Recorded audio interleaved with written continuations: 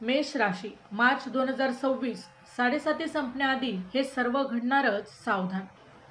मार्च 2026 हा मेष राशीच्या व्यक्तींकरिता जीवनाचा महत्त्वाचा टप्पा ठरणार आहे. शनिग्रह, ज्याला कर्मफलदाता मानले जाते, तो या कालावधीनंतर मेष राशीत प्रवेश करेल, ज्यामुळे मेष राशीवरील साडेसातीचा शेवट होईल. हा बदल आयुष्याला सकारात्मक वळण देण्यास मदत करेल. मात्र शनीचे दिलेले धडे कायम लक्षात ठेवणे गरजेचे आहे. जानेवारी ते डिसेंबर 2026चे मेष ते मीन राशींचे वार्षिक राशी भविष्य, तसेच 2026 वर्षात घडणाऱ्या घटनांचे मासिक व साप्ताहिक भविष्यवाक्यत विषयक व्हिडिओ पाहण्यासाठी डिस्क्रिप्शनमध्ये दिलेल्या लिंकवर क्लिक करा. व्हिडिओ अवश्य पहा, व्हिडिओला लाईक करा. तसेच आपले काही प्रश्न किंवा सूचना असतील तर चॅनलला सबस्क्राईब करून कमेंट करायला विसरू नका. नंबर 1. साडेसातीचा प्रभाव, एक कठोर प्रवास. साडेसाती म्हणजे 7 वर्ष आणि 6 महिन्यांचा कालखंड, जो भावनिक, शारीरिक आणि आर्थिक दृष्टिकोनातून कठीण मानला जातो. या काळात मेष राशीच्या जातकांना कठोर परिश्रम, संघर्ष, आर्थिक नुकसान, मानसिक ताण आणि नातेसंबंधांमधील आव्हानांना सामोरे जावे लागले असेल. पण या काळाने व्यक्तिमत्वाला प्रलब्धता, ध्येय आणि संयम शिकवले असेल. या कालावधीत शिकवणी, नियोजनशील काम आणि करण्याची कला, संकटांचा सामना करण्याची ताकद, आयुष्यातील महत्त्वाच्या गोष्टींची जाणीव. चॅनलवर येणाऱ्या प्रत्येक अपडेटसाठी आमच्या वेदभविष्याचा या व्हॉट्सअप चॅनलला फॉलो करा. चॅनलची लिंक डिस्क्रिप्शनमध्ये दिलेली आहे. नंबर 2. साडेसाती संपल्यानंतरचा सकारात्मक बदल. मार्च 2026 पासून मेष राशींच्या जातकांच्या आयुष्यात सकारात्मकता आणि स्थैर्याचे वारे वाहू लागतील. आर्थिक स्थैर्य, दीर्घकालीन गुंतवणुकीतून फायदा मिळेल. व्यावसायिक निर्णयांमध्ये आत्मविश्वास वाढेल. पैशांची चणचण दूर होईल आणि संपत्तीच्या वाढीस सुरुवात होईल. करिअरमधील प्रगती, नवीन संधी मिळण्याची शक्यता आहे.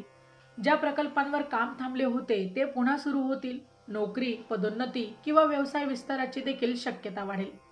नातेसंबंधांमधील सुधारणा, कुटुंबातील ताण कमी होईल. नात्यातील गैरसमज दूर होतील. प्रेमसंबंध आणि विवाहासाठी हा काळ अनुकूल आहे. नंबर 3. भावनिक आणि मानसिक स्थितीचा सखोल विचार. साडेसातीचा परिणाम केवळ बाह्य घटनांपुरता मर्यादित नसतो, तर तो व्यक्तीच्या भावनिक आणि मानसिक जगालाही मोठ्या प्रमाणात प्रभावित करतो. मेष राशीच्या जातकांच्या जीवनात साडेसातीमुळे मनस्थिती अनेकदा अस्थिर राहिली असेल. कधी निराशा तर कधी आत्मविश्वासाचा अभाव या भावनिक अस्वस्थाशी झुंज दिली असेल. आता भावनिक विकास पाहायला गेलं तर संवेदनशीलता वाढली असेल. साडेसातीच्या काळात मेष राशीच्या लोकांनी कदाचित पूर्वीपेक्षा अधिक संवेदनशीलता अनुभवली असेल. इतरांच्या भावनांची जाणीव अधिकच तीव्रतेने होण्याची शक्यता असते. आत्मचिंतनाची सवय असेल. कठीण काळात अनेकदा व्यक्तींना स्वतःच्या आत डोकण्यास भाग पाडले असेल. यामुळे स्वतःला समजून घेण्याची क्षमता ही देखील विकसित झाली असेल. नकारात्मकतेवर विजय. साडेसाती संपल्यानंतर मेष राशीच्या व्यक्तींना मानसिक ताकद वाढल्याची देखील जाणीव होईल.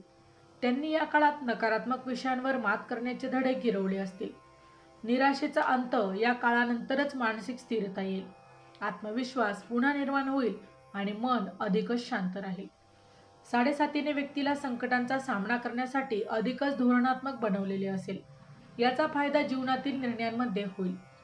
आता निर्णय क्षमता सुधारेल. कठीण काळात घेतलेल्या अनुभवांमुळे आता अधिकच प्रलब्ध आणि विचारपूर्वक निर्णय घेता येतील. नंबर 4. आरोग्याचा विचार, शारीरिक आणि मानसिक स्वास्थ्य. साडेसातीचा काळ अनेकदा केवळ मानसिक नाही तर शारीरिक स्वास्थ्यालाही प्रभावित करतो. ताणतणावामुळे पचनसंस्थेशी संबंधित त्रास, उच्च रक्तदाब किंवा झोपेच्या समस्यांशी मेष राशीच्या व्यक्तींना सामना करावा लागला असेल.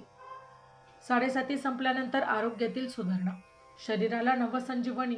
साडेसाती संपल्यानंतर शरीराची ऊर्जा पुन्हा वाढेल, थकवा कमी होईल आणि स्फूर्ती जाणवेल. पचन संस्थेची सुधारणा, पचन संबंधित तक्रारी कमी होतील. योग्य आहार आणि दिनचर्या यामुळे आरोग्य स्थिर राहील. झोपेची गुणवत्ता सुधारेल. तणाव कमी झाल्यामुळे झोपेची गुणवत्ता देखील सुधारेल. आरोग्य सुधारण्यासाठी उपाय व प्राणायाम. नियमित योगासन व प्राणायाम केल्यास शरीर व मन शांत राहील. सात्विक आहार, पचनसंस्थेला पूरक आहारावर तुम्ही भर द्या. ताज्या फळभाज्या, फळे आणि कमी तेलकट पदार्थांचा आहार घ्या. ताणमुक्त दिनचर्येसाठी स्वतःसाठी काय करावे, तर स्वतःसाठी वेळ काढा. ध्यानधारणा ही आरोग्य सुधारण्यासाठी प्रभावी ठरेल. नंबर 5. उपाय आणि जीवनशैलीतील बदल. शनीची कृपा मिळवण्यासाठी काही विशेष उपाय. शनिग्रह कर्माचा न्यायाधीशासारखा काम करतो.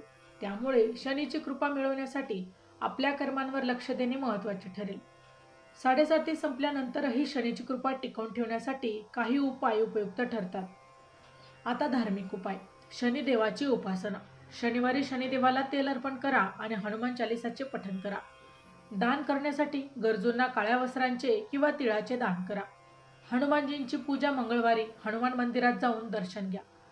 जीवनशैलीतील बदल. सकारात्मक विचारधारा. नकारात्मक विचारांना दूर करून जीवनाकडे सकारात्मक दृष्टिकोनाने पहा. माणुसकीचा अंगीकार. इतरांच्या गरजांना समजून घेण्याचा प्रयत्न करा. नियमित आत्मपरीक्षण.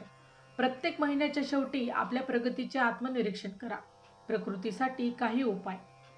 नियमित ध्यानधारणा करा. झोपेच्या वेळेचे योग्य नियोजन करा. मानसिक स्वास्थ्यासाठी प्रवासाला प्राधान्य द्या. नंबर 6. 7:30चे गमक धडे आणि नव्या सुरुवातीचे महत्त्व. 7:30 हा फक्त संघर्षाचा काळ नसतो, तर तो जीवनाला दिशा देणारा एक महत्त्वाचा टप्पा असतो. 7:30ने मेष राशीच्या व्यक्तींना आत्मनिर्भरता, संयम आणि ध्येयाचे धडे दिले असतील. आता महत्त्वाचे धडे. कर्माच्या मूल्यांची जाणीव. 7:30ने कर्मफळाची मूल्य व्यवस्था स्पष्ट केली असेल. ध्येय आणि संयम.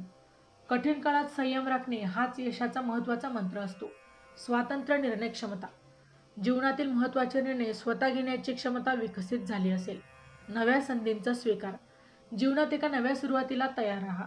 जुने अडथळे आणि जुने मागे सोडून नव्या उंचीवर जाण्यासाठी आत्मविश्वासाने पुढे जा. स्वतःचा विकास साधण्यासाठी सतत शिकण्याची तयारी ठेवा. मार्च 2026 नंतर मेष राशीच्या व्यक्तींना जीवनातील संघर्षातून बाहेर पडण्याची आणि यशाच्या वाटेवर प्रवास करण्याची संधी मिळेल. 7:30ने दिलेल्या कठोर धड्यांमुळे या व्यक्ती आता अधिकच मजबूत, अधिकच प्रगल्भ आणि आत्मविश्वासपूर्ण बनल्या असतील. सकारात्मक दृष्टिकोन ठेवून जीवनातील संधींचा स्वीकार केल्यास यश नक्कीच मिळेल. मार्च 2026 हा काळ मेष राशीच्या व्यक्तींना संघर्षातून उभारी देणारा ठरेल. 7:30ने दिलेल्या धड्यांचा आदर करा आणि आत्मविश्वासाने नव्या संधींचा स्वीकार करा. जीवनाला नव्या उंचीवर नेण्यासाठी हीच वेळ योग्य आहे. तर मित्रांनो, व्हिडिओ आवडला असेल तर व्हिडिओला लाईक करा, चॅनलला सबस्क्राईब करा आणि हो, तुम्हालाही तुमच्या राशीची अंगठी हवी असेल तर डिस्क्रिप्शनमध्ये मी त्याची लिंक दिली आहे. तिथे जाऊन तुम्ही ती खरेदी करू शकता. व्हिडिओ शेवटपर्यंत पाहिल्याबद्दल धन्यवाद. पुन्हा भेटू अशाच एका नवीन राशीसह. तोपर्यंत श्री स्वामी समर्थ.